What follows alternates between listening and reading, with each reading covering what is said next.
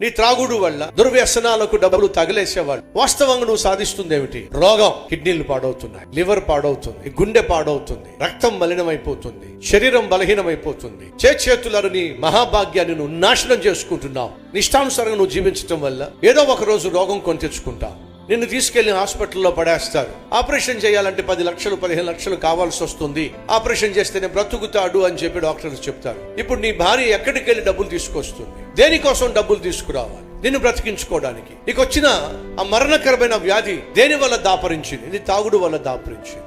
ఈ త్రాగుడు ఏం చేస్తుంది? భాగ్యంగా ఉండాల్సినటువంటి ఆరోగ్యాన్ని భారంగా మార్చేసింది. నీ భార్య ఇంటింటికి వెళ్ళి అడుక్కోవాల్సి వస్తుంది, అప్పు తీసుకురావాల్సి వస్తుంది. చదువుకోవాల్సిన బిడ్డలు కాస్త చదువుకోలేక ఇంటి దగ్గరే ఉండాల్సి వస్తుంది, ఫీజు కట్టేవాళ్ళు లేరు కాబట్టి. నిన్ను నమ్ముకున్నటువంటి భార్య, నీ వల్ల పుట్టినటువంటి బిడ్డలు ఈ రోజు బజారును పడ్డారు. కారణం తెలుసా? నీ రోగం వల్ల. నువ్వేమో హాస్పిటల్ బెడ్ మీద పడుకుని ఉన్నావు. ఆ ఇంజక్షన్